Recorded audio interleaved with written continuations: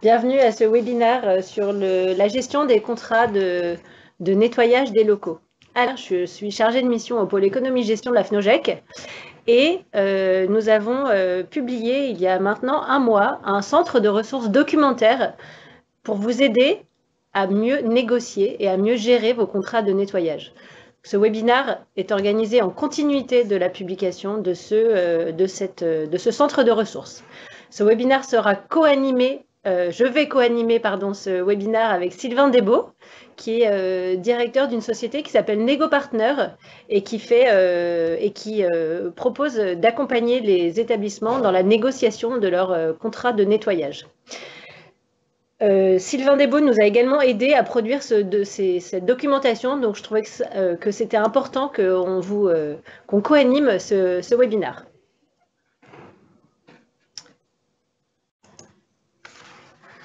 Alors, un petit préambule avant de commencer sur l'externalisation. L'externalisation n'est pas toujours la solution adaptée. C'est important de le dire parce que la FNOGEC, on ne veut pas que vous pensiez que la FNOGEC dit externaliser, c'est la solution. L'externalisation et l'internalisation présentent des avantages et des inconvénients qu'il convient de mesurer avant d'opter pour une solution ou pour une autre. Si vous n'êtes pas content de votre personnel de nettoyage qui est OGEC, il y a peut-être d'autres solutions avant de passer à l'externalisation. Déjà, on pourrait penser que peut-être des fiches de poste détaillées avec des fréquences de passage qui soient indiquées, peut-être que ça peut aider le personnel à mieux faire son travail, qu'il soit plus au courant de vos besoins et donc que le ménage soit mieux fait. Si vous avez des problèmes en termes d'horaire et que, par exemple, vous trouvez personne qui veut travailler 2 heures uniquement chez vous, peut-être y a-t-il moyen d'organiser une mutualisation avec d'autres établissements autour de chez vous pour être en capacité d'offrir un mi-temps ou pourquoi pas un temps plein. C'est possible dans ces cas-là de mettre en place une mise à disposition de personnel à titre gracieux, de mettre en place une mise en commun de personnel via une mise à disposition de personnel, et c'est tout à fait possible. Par ailleurs, troisième point, si votre personnel, vous trouvez qu'il ne fait pas bien le ménage et que la qualité se dégrade, avez-vous pensé à la formation de ce personnel ? Il existe différentes possibilités pour ça. Vous pouvez envoyer ce personnel en formation par Opcalia. J'ai vérifié et il existe un module de formation sur le nettoyage donc, qui est ouvert à votre personnel de nettoyage. Et si cette formation ne vous convient pas, vous pouvez vous adresser à un centre de formation qui s'appelle l'INI, qui est le centre de formation de la branche du nettoyage et qui propose des formations sur vraiment beaucoup de sujets, que ce soit les techniques de nettoyage, les bonnes postures pour ne pas se faire mal au dos, la sécurité, etc. Il y a énormément de modules qui répondront peut-être aux besoins de formation de votre personnel pour améliorer la qualité du ménage. Cela étant dit, si vous avez pris la décision d'externaliser, je vous propose qu'on parle de ça pendant un quart d'heure. En fait, on a développé avec Sylvain Desbeaux un centre de ressources documentaires avec de nombreux documents qui vont vous aider à mettre en place ce projet d'externalisation. Bonjour à tous, Sylvain Desbeaux, je suis le directeur du cabinet NegoPartner, spécialisé en nettoyage, propreté et cadre de vie. Et donc, je vais vous parler aujourd'hui de l'externalisation et de comment mener un appel d'offres. Donc, pourquoi externaliser? 4 grandes raisons à l'externalisation. La première et la plus grande en général, c'est les problèmes liés à la gestion des ressources humaines, très chronophage et compliqué. Donc, si on externalise, la société aura comme responsabilité de mettre en place les bonnes personnes pour faire les prestations de nettoyage. On peut avoir une autre raison, c'est la qualité. Est-ce que la qualité et la propreté de votre établissement vous satisfait? Si ce n'est pas le cas, la société de nettoyage choisie prendra le relais et aura une obligation de résultat.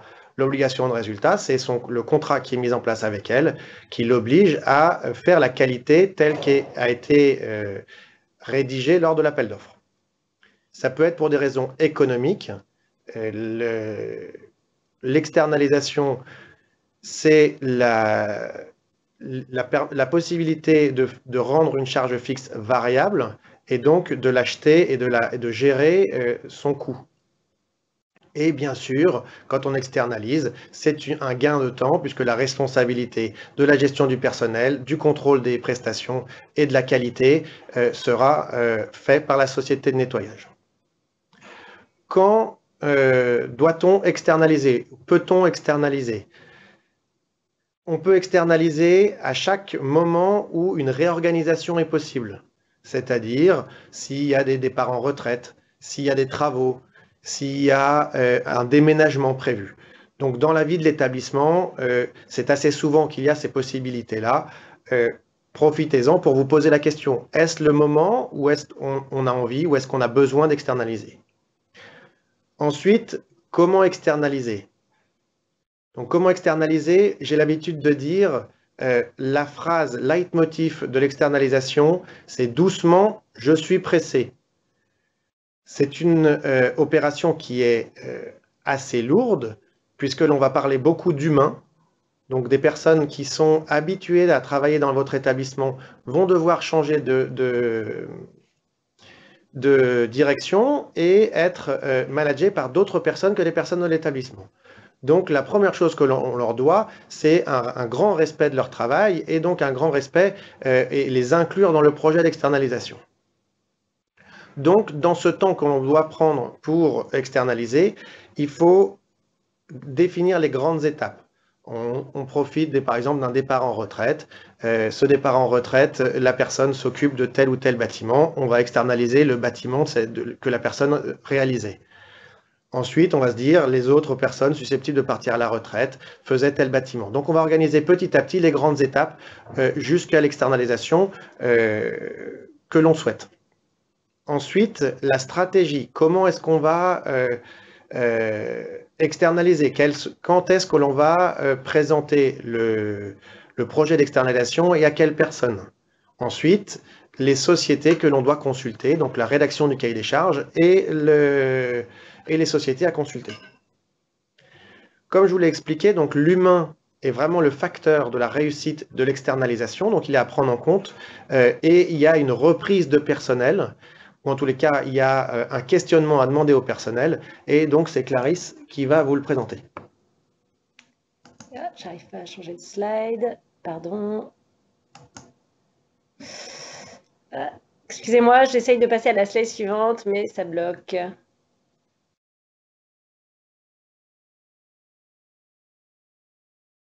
Bon, bah apparemment ça a changé, mais nous, on n'a pas le...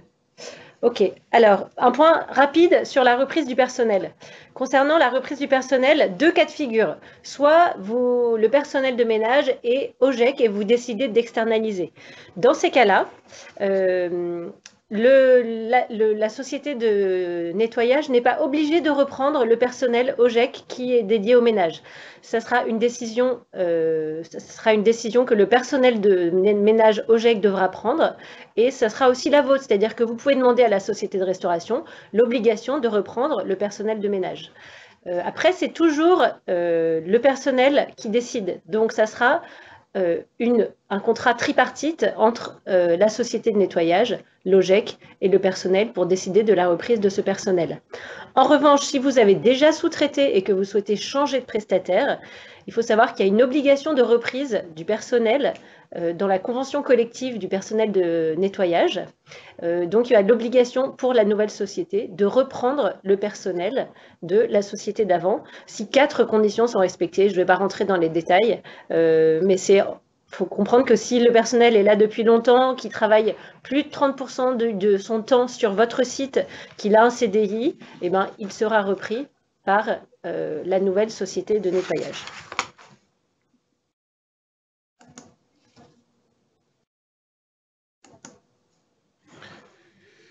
Donc, comment faire un projet d'externalisation? Donc, comment réaliser un appel d'offres pour le nettoyage? Donc, en 3 grandes parties. La première partie, la partie diagnostic, c'est la partie recensement du besoin.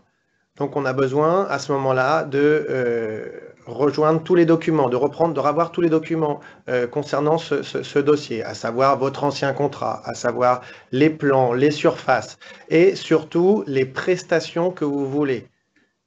quel endroit, quelle prestation. Donc, c'est le moment de faire une enquête de satisfaction. Et ainsi, pouvoir rédiger votre rétro-planning. Très important de mettre des étapes clés et avec des dates clés que vous devez respecter pour arriver 3 mois après, c'est la durée totale de l'appel d'offres, à avoir un changement de société qui se fasse facilement. Après avoir donc établi le diagnostic, vous avez la partie négociation. Donc la partie négociation, 1 mois et demi, c'est vraiment l'expression du besoin. Vous prenez 2 semaines pour rédiger votre cahier des charges, qui est le dossier de consultation. Donc le rétroplanning et le dossier de consultation, on y revient après parce que ce sont vraiment 2 éléments clés. C'est le moment, dans ces 2 semaines, de voir les sociétés que vous voulez consulter, de faire votre sourcing, d'avoir bien les sociétés qui vont être motivées pour répondre à votre appel d'offres, qui seront, je dirais, avec des ADN compatibles en termes de valeur, en termes de taille de société, en termes d'adhésion à un projet pédagogique. Ensuite, vous allez lancer votre appel d'offres. Vous allez envoyer à ces sociétés l'appel d'offres rédigé, le dossier de consultation. Vous leur laisserez 1 mois pour répondre, un petit mois pour répondre. Ensuite, ils auront une soutenance. Très important, la soutenance, ça va être un moment où les sociétés vont pouvoir exprimer leur rapport qualité-prix. Je ne crois pas que la soutenance, ça soit le moment d'un marchandage, mais que ça soit vraiment un moment où les sociétés expriment le projet qu'ils ont envie pour votre établissement. Ensuite, il faut laisser... Donc, après la soutenance, on choisit la société que l'on veut en fonction des différents critères qu'on va vous exposer tout à l'heure. Et ensuite, on se garde 1 mois avant le démarrage. Ce mois, il va être pour 2 grandes choses. La rédaction du contrat, je dirais la partie juridique de ce contrat, et aussi la partie reprise du personnel. Donc, le personnel qui est soumis à l'annexe 7 sera à reprendre. Donc, il est bien de leur donner au moins 15 jours pour rencontrer leur nouvelle société et de leur expliquer comment est-ce que ça va être fait. Et ça peut être l'occasion de la rencontre entre les personnes. Donc, à la fin de ces 3 mois, vous pouvez avoir changé de société. On passe assez vite sur cette slide. Sachez que pour avoir un maximum d'informations, dans la fiche pratique sur le nettoyage des locaux qui est sur le site internet de la FNOJEC, vous trouverez un détail de ce qui est présenté ici. Par exemple, les différents éléments à récupérer, des conseils sur comment analyser les offres. Vous trouverez tout dans cette fiche pratique qui fait 10 pages. Donc voilà, donc vous inquiétez pas, c'est normal qu'on passe vite, mais ce qui nous importe là, c'est de vous présenter les outils qu'on a réalisés pour vous.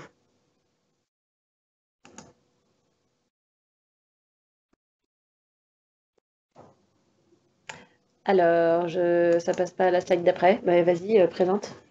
Donc, le rétroplanning. Donc, le rétroplanning, c'est votre fil conducteur. La première étape de votre rétroplanning que vous pouvez faire dès à présent, c'est regarder sur votre contrat la date de résiliation et la durée du préavis. Ça va vous permettre de commencer votre rétroplanning, à savoir que 2 mois avant l'échéance, vous devez avoir rédigé votre appel d'offres. Pour la période optimale pour changer de société, je crois qu'il est très confortable de pouvoir changer de société juste avant les grandes vacances. Comme ça, les remises en état sont faites par le prestataire entrant et pas par le prestataire sortant. Comme ça, il a le temps, pendant les grandes vacances, de reconnaître l'établissement, de rencontrer les personnes, de leur faire leur fiche de poste, que toute la partie administrative soit rédigée pour commencer, lors de la rentrée, sur un bon pied et d'avoir l'établissement propre pour la venue des élèves.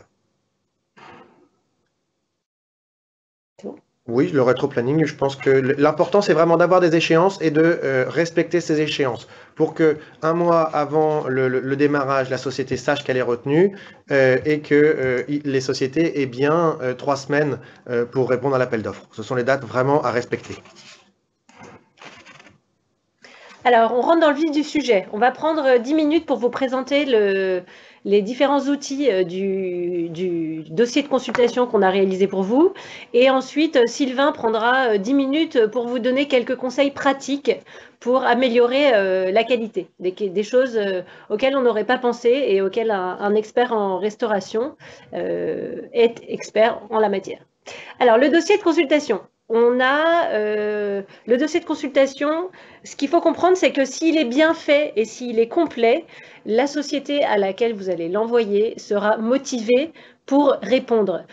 On vous conseille de le personnaliser. Mettez des photos de l'établissement, écrivez un petit mot pour que finalement la société ait des éléments pour comprendre qui vous êtes. Voilà. Dans le dossier de consultation, on vous conseille de mettre 3 documents importants. Alors, le premier, ce sont les fiches techniques. Le deuxième, ce sont les plans avec des surfaces et les revêtements. On va vous expliquer. Et le troisième, c'est un cahier des charges.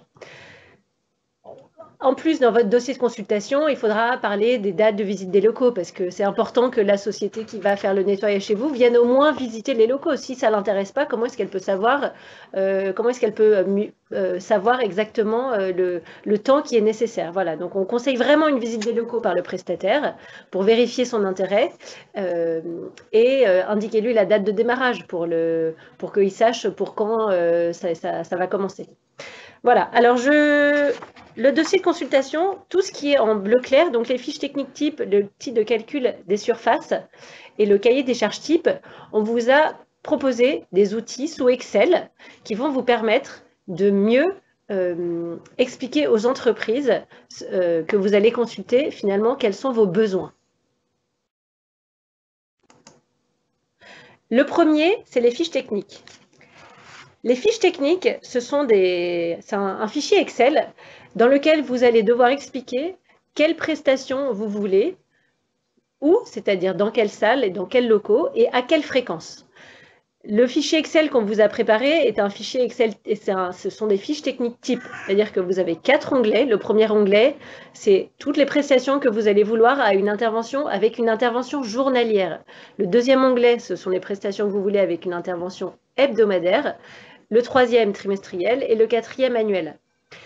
Ensuite, dans chaque onglet, vous allez déterminer quelles sont les prestations que vous voulez réaliser par typologie de locaux. Par exemple, dans l'exemple qui vous est donné sur ce fichier Excel, pour l'ensemble des locaux, vous avez certaines prestations comme l'aération des locaux, le vidage des corbeilles, etc. Et ensuite, par typologie, vous allez avoir d'autres prestations. Là, par exemple, si je prends l'exemple des sanitaires, il y a un nettoyage et une désinfection des lavabos. Ça, c'est pour tout ce qui est journalier. En hebdomadaire, peut-être que vous allez demander un nettoyage et une désinfection renforcée ou quelque chose de plus important. Donc ça, c'est à vous de le compléter. Grâce à Sylvain, on a pu vous donner quelques prestations types, mais c'est vraiment à personnaliser en fonction de votre établissement. Le deuxième outil qu'on vous a préparé, alors là, on vous a préparé, attention, une petite vidéo. C'est un fichier Excel. En fait, c'est un outil de calcul des surfaces. Ce qu'il faut comprendre, c'est que c'est important de donner au prestataire le maximum d'informations sur votre locaux. C'est ce qui va lui permettre de calibrer son offre. Je passe une petite vidéo pour vous expliquer comment fonctionne ce tableau. Alors, vous allez commencer par remplir le tableau de droite avec des cellules en gris. L'idée, dans un premier temps, c'est de définir quelles sont les différentes typologies. Une typologie de locaux, c'est un ensemble de locaux pour lesquels vous souhaitez la même prestation. On vous a indiqué dans ce petit tableau des typologies standards. À vous de les adapter à votre établissement. Je vous conseille de remplir à gauche le tableau de gauche avec l'ensemble des salles et l'ensemble des pièces de vos locaux et vous allez indiquer la surface dans la colonne qui est en train de s'indiquer. Et en indiquant la surface, en fait, les surfaces vont se déverser automatiquement dans le tableau de droite et vous allez avoir dans ce tableau les surfaces totales par typologie de salle. Ça, c'est une indication importante pour le prestataire parce qu'il va comprendre, il va savoir quelles sont les surfaces pour lesquelles vous lui demandez de faire le nettoyage. Ça, c'est pour l'outil de calcul des surfaces. Je vous propose de vous présenter le troisième outil, alors qui est le plus complet. C'est un cahier des charges type. Alors, un cahier des charges, c'est un fichier Excel avec une dizaine d'onglets qui vont être à remplir par le prestataire. En fait, ça a deux objectifs. C'est pour aider le prestataire à compléter son offre. Enfin, déjà, c'est pour aider le prestataire à exprimer clairement ce qu'il vous propose. Et vous, après, ça va vous permettre, comme vous allez recevoir après 4 réponses à cet appel d'offres, vous allez pouvoir comparer les différentes offres des prestataires et choisir de manière éclairée. Le cahier des charges, après, ça ne suffit pas parce que le choix du prestataire doit se faire selon nous, selon 3 critères. Et chaque critère compte pour un tiers. Le cahier des charges, ça va voir, grâce au cahier des charges, vous allez voir si le prix est conforme à votre budget et le coût va être décomposé, donc vous allez mieux comprendre ce qu'il est capable de vous dire. On considère également que pour un tiers dans votre choix, vous devez vous poser la question si la société correspond à votre établissement. Est-ce que Sylvain parlait d'ADN tout à l'heure et je trouve que c'est vrai. Est-ce que l'ADN de la société correspond à l'ADN de votre établissement? Et pour un tiers, vous allez vous demander si le management de la qualité est suffisant. C'est-à-dire, est-ce que le personnel qui va être dans votre établissement va être suffisamment encadré par la société de restauration, par la société de nettoyage, pardon.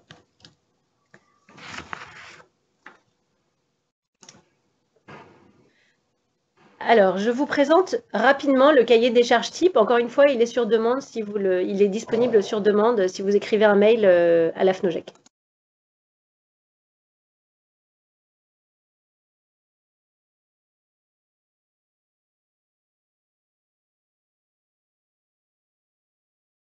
Qui vont permettre au prestataire de détailler son offre. Dans chaque onglet, vous avez des cellules qui seront en blanc. Ce sont les cellules à compléter par vous, par l'établissement. Et vous avez des cellules qui sont en jaune. Les cellules en jaune, ce sont les cellules à compléter par le prestataire. Donc, c'est grâce à ces cellules qu'il va compléter son offre. Après, chaque onglet est structuré à peu près de la même manière. Vous avez un petit carré vert qu'il faudra enlever après, mais lorsque vous enverrez votre cahier des charges au prestataire. Mais on vous donne un petit conseil personnalisé en fonction de l'onglet. Je vais vous présenter 3 onglets qui me paraissent les plus importants. C'est celui premièrement, du planning prévisionnel.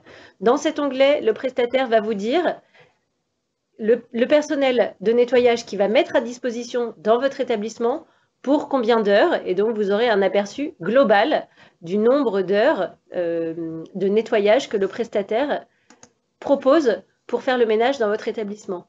C'est un planning prévisionnel, il n'a aucune obligation de mettre le personnel exactement la durée qu'il a prévue, puisque, comme Sylvain vous l'a déjà dit, c'est un contrat de résultat, c'est-à-dire que le prestataire s'engage à ce que le nettoyage, à ce que les prestations soient réalisées comme elles ont été définies, mais si le personnel le fait plus vite ou le fait moins vite, ça sera la responsabilité de la société de nettoyage.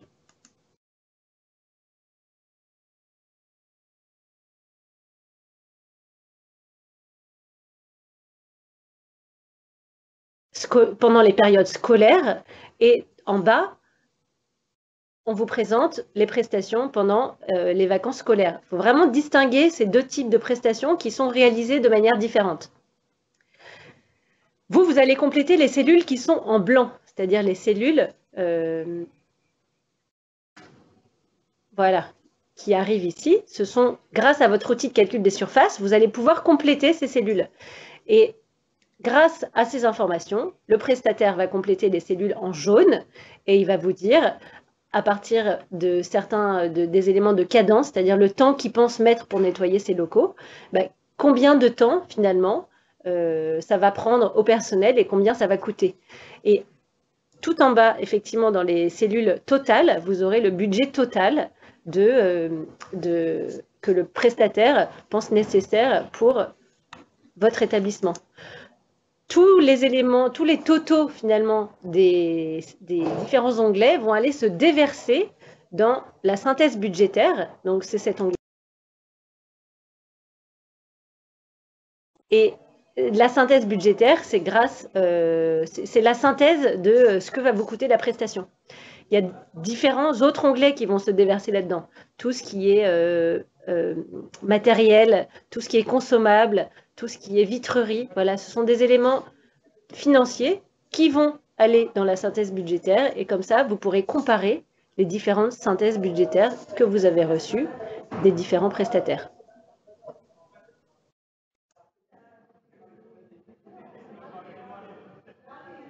Voilà. Pour la présentation rapide du cahier des charges. On est à votre disposition. Si vous avez des questions, surtout, n'hésitez pas à nous les poser, à nous recontacter après le webinaire. On est vraiment là pour vous aider à réaliser au mieux vos dossiers de consultation. Et à partir de ce cahier des charges, au moins, vous avez une base de travail. Mais c'est vraiment à vous de le compléter.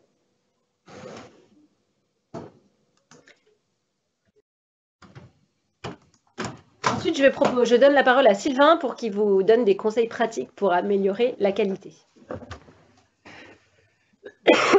Donc là, c'est vraiment l'expérience pratico-pratique du cabinet NegoPartner qui va s'exprimer pour vous donner des petites choses, plus ou moins petites, mais à réaliser pour augmenter votre qualité et la perception de la qualité des utilisateurs sur le nettoyage et la propreté. Tout d'abord, en termes de cahier des charges, d'appel d'offres, consulter plusieurs prestataires. Quand on dit plusieurs, ça veut dire au moins 3, pas plus que 5. L'important, c'est de garder la motivation des fournisseurs pour qu'ils répondent bien et qu'ils s'impliquent. C'est des dossiers assez lourds à répondre. S'ils se disent on n'a aucune chance de le gagner, ils ne vont pas répondre comme il faut et vous n'aurez pas le panel pour choisir. L'important, c'est que vous choisissiez le bon rapport qualité-prix qui vous correspondra. Ensuite, très important, lors de l'appel d'offres, il faut bien comprendre qui sont vos interlocuteurs et leurs responsabilités. Le commercial, il a la responsabilité d'un commercial, c'est-à-dire de bien vendre la prestation de sa société. Donc, ce qui va vous donner, c'est le prix, enfin, ce qui va concerner le prix. Ensuite, l'inspecteur ou la personne, je dirais, opérationnelle qui sera à côté de lui, vous donnera la certitude que ce que vous achetez, ça sera bien réalisé. Lors de la soutenance, il ne faudra pas hésiter à dire est-ce que ce que me dit le commercial à l'opérationnel, vous le ferez à ce moment-là, les yeux dans les yeux, il vous dira oui ou il vous dira, et vous sentirez très vite que ce qu'a vendu le commercial est un peu plus que l'opérationnel ne saurait faire. Donc ça, c'est vraiment très important. Je l'ai déjà dit et je le redis parce que c'est vraiment c'est primordial dans le nettoyage. C'est un rapport humain qui doit s'installer entre vous et la société de nettoyage. C'est pour ça, dans la même dimension, il faut mettre en place un suivi de qualité très régulier.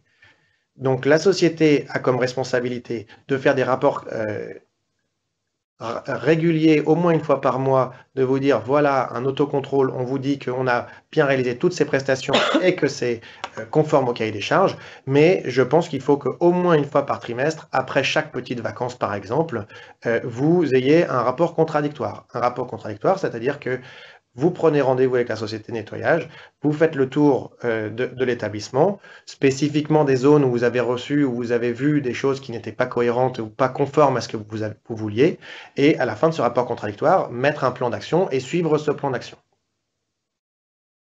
Je conseille, là c'est un petit cas pratique, de faire des rapports contradictoires après les remises en état plutôt qu'avant pour constater du propre et dire voilà ce qui manque, il nous manquerait ça pour qu'on soit totalement satisfait, plutôt que de dire voyez l'immensité du chantier qui est à faire. Typiquement, juste avant les vacances de Noël, l'établissement a été beaucoup sollicité, donc faire un rapport contradictoire à ce moment-là, c'est de dire à la société de nettoyage on est insatisfait, alors que de le faire au début janvier, c'est de dire bon bah merci, vous avez bien récupéré tout ce qu'on avait vu, que la neige avait abîmé ou que sais-je. Ensuite, il est important, pareil, dans la même veine de contrôler, mais de surveiller et aussi du rapport humain, c'est de relancer un appel d'offres régulièrement. Il y a des petites dérives qui peuvent s'installer, c'est le moment de rebalayer totalement et la société comprend tout à fait que c'est une logique économique et plus qu'économique, pratique aussi de relancer un appel d'offres régulièrement. Si votre appel d'offres il a été bien fait une bonne fois, c'est pas très lourd, puisque tous les documents sont là, il n'y a qu'à changer les pièces qui ont changé de destination, les surfaces qui ont augmenté ou diminué, et c'est pas très lourd. Bien regarder et bien discuter lors de l'appel d'offres des machines qui vont être en place. J'ai pour l'habitude de dire, plus les circulations sont mécanisées, plus l'établissement sera maintenu propre. Les deux grands endroits qu'il faut surveiller pour anti-dérive, c'est les circulations et les sanitaires. Si les sanitaires et les circulations sont propres et bien tenus, votre établissement, il a peu de problèmes. Les salles de cours, c'est rare qu'une salle de cours soit dans un état affreux, ou bien alors c'est ponctuel. Ensuite, très important, très important, valoriser le personnel de nettoyage. Qu'il soit du personnel OGEC ou du personnel de la société de nettoyage, il est important que ces personnels soient respectés. Personne n'aime faire le ménage chez soi. Personne, eh ben, c'est les mêmes choses pour ces personnes. Elles aiment qu'on leur dise merci, que c'est propre. Et plus que de merci, c'est si les élèves ont pour habitude de faire des bêtises dans les sanitaires, veiller à ce que ces bêtises ne se reproduisent pas et informer les sociétés de nettoyage qu'on mène des actions sur ce genre de choses. La dégradation, les tags, les sanitaires abîmés et ainsi de suite. C'est quelque chose qui nuit beaucoup à la motivation et beaucoup au respect des personnes dans nos établissements. Quand on n'y arrive pas à avoir une meilleure qualité, après tous les contrôles que l'on a fait, il y a des moments où il faut augmenter les fréquences. On a toujours envie, pour des questions d'économie, d'en faire moins, mais il vaut mieux payer juste ce que l'on fait et que ça soit bien fait. Et voir si ça ne suffit pas, augmenter des prestations. Je pense qu'il est obligatoire dans les établissements d'avoir au moins un passage dans les sanitaires tous les jours.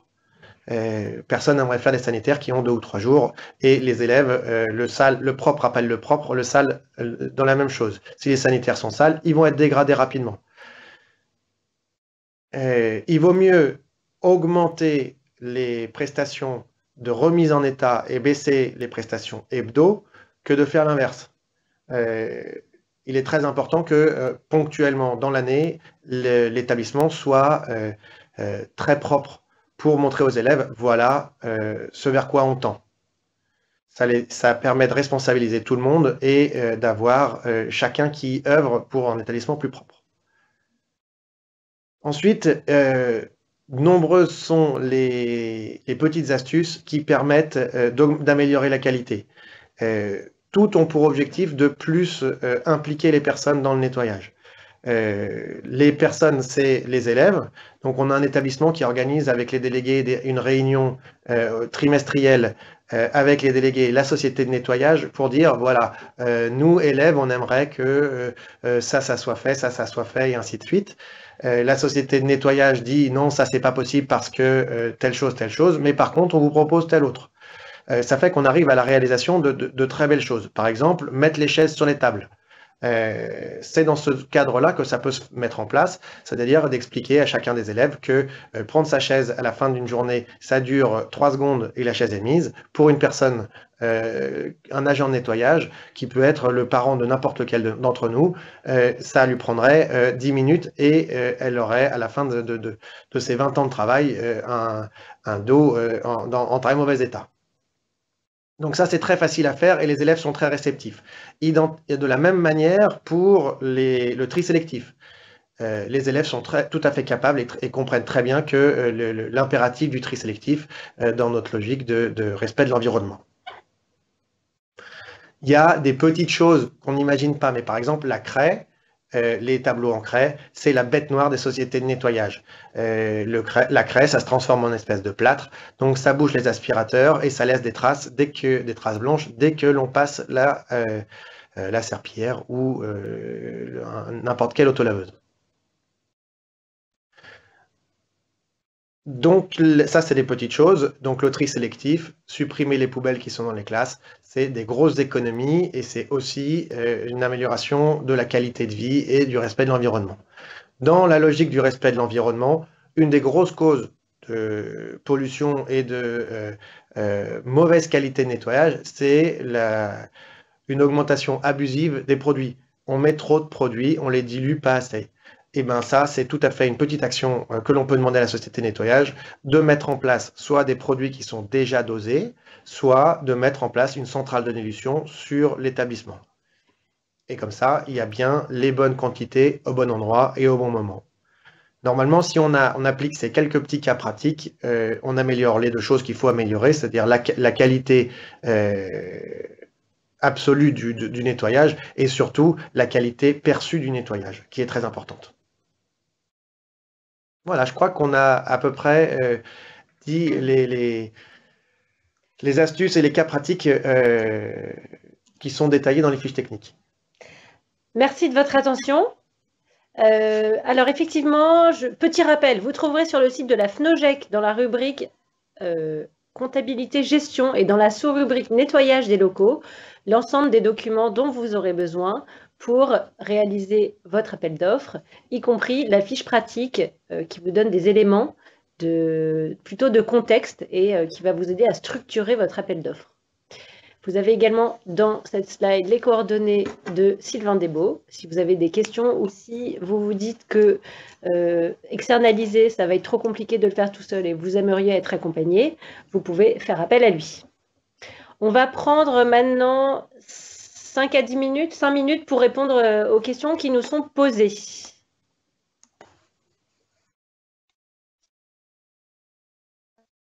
Alors, je lis la première question. Bonjour, que pensez-vous d'une organisation où la personne de ménage reste sous contrat OGEC et où on demande une prestation de management à une société de nettoyage? Je pense que c'est très compliqué. J'ai déjà fait ça lors d'une externalisation. À mon avis, ça peut se faire, mais de manière ponctuelle, si vous avez une très grande confiance dans la société de nettoyage. Mais je mettrai plein de bémols à ce genre de cas. Bonjour, que doit-on faire avec du personnel qui n'est pas dans la même convention collective? Alors, si je comprends bien, pour rappel, le personnel OGEC fait partie de la convention collective de l'enseignement catholique. Et si, en fait, et le personnel de la société de nettoyage fait partie de la convention collective des entreprises de nettoyage, je crois. Convention collective des entreprises de nettoyage. Si vous décidez d'externaliser votre prestation, le personnel, et que vous souhaitez que le personnel soit repris par la société de nettoyage, le personnel OGEC va changer de convention collective. Il va devenir personnel d'une société de nettoyage dépendant de la nouvelle convention collective. Ce qu'il faut avoir en tête, c'est qu'il va être repris avec, en revanche, ses avantages acquis jusque-là. Donc, il va garder normalement les avantages qu'il a perçus lorsqu'il était dans votre établissement. Mais il va changer de convention collective. Est-il possible d'externaliser lorsque le personnel de l'établissement fait défaut sans que l'on soit dans une des conditions citées?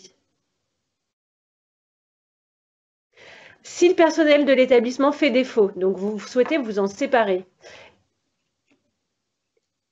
même si vous externalisez, de toutes les manières, vous allez devoir le licencier. Quand on parle des conditions citées, c'est qu'il y a une reprise obligatoire du personnel par la société qui va reprendre la prestation. Même si ce personnel fait défaut, il sera repris. Donc, c'est que vous soyez en interne ou en externe, si vous souhaitez vous séparer de personnel qui fait défaut, ce n'est pas une solution de changer de prestataire ou d'externaliser, parce que le personnel sera repris, il ne sera pas licencié. Non ? Après, oui, c'est tout à fait juste. Après, je rajoute quand même une chose à ce sujet. Je rencontre assez peu de personnel qui n'est pas, qui est vraiment mauvais dans le nettoyage. Je rencontre surtout des sociétés qui ne forment pas assez le personnel, ne leur donnent pas assez le bon matériel et les bons produits et ne contrôlent pas assez leurs prestations. Je crois que c'est vraiment ça, le savoir-faire d'une société de nettoyage, c'est pas son personnel, bien sûr un petit peu, mais c'est pas ça. il y a beaucoup de ressources humaines, mais il y a surtout beaucoup de respect des personnes. Il faut qu'ils soient formés, il faut qu'ils soient contrôlés, il faut qu'ils soient sanctionnés en bien ou en mal sur leurs travaux.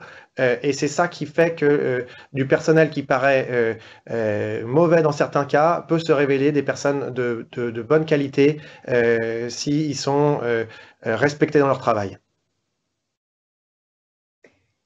Dernière question. Bonjour, il semblerait que pour résilier un contrat ancien et changer de société, le préavis sur le contrat de 4 mois n'est pas suffisant et qu'une jurisprudence s'applique. Est-ce vrai? Nous sommes une association à but non lucratif. Comment pouvons-nous être considérés comme une société commerciale? Alors, vous êtes une association à but non lucratif, mais vous exercez une activité professionnelle. Et donc, à ce titre, vous pouvez être assujetti à certaines réglementations, notamment du Code du commerce.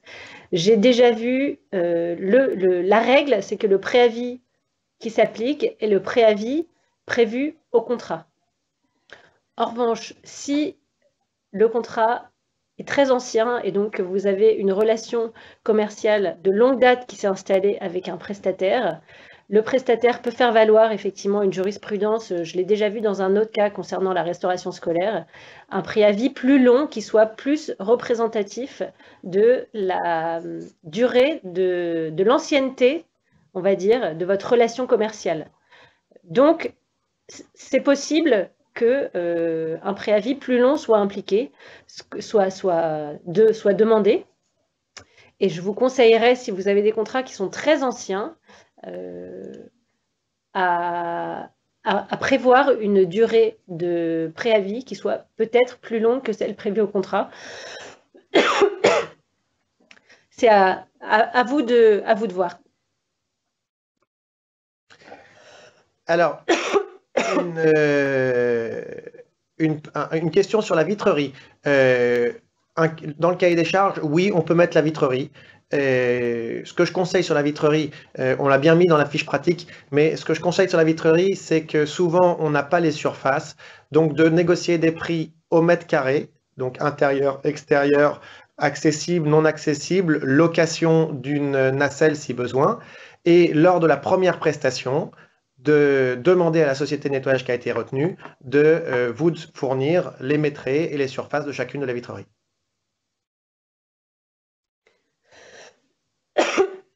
Rebonjour, suite à ma question, à ce jour, le ménage est fait par une société de restauration. Si nous passons par une société de ménage, donc l'équipe sur place change de convention collective. Oui, l'équipe change de convention collective, tout à fait, si le personnel passe d'une société de restauration à une société de ménage. Et le prix également va changer puisque lorsque la prestation est réalisée par une société de restauration, la TVA est de 5,5. Et en revanche, les sociétés de nettoyage ne bénéficient pas de cette TVA réduite et donc la TVA sera une TVA de 20%. Voilà, donc j'espère que je réponds à votre question.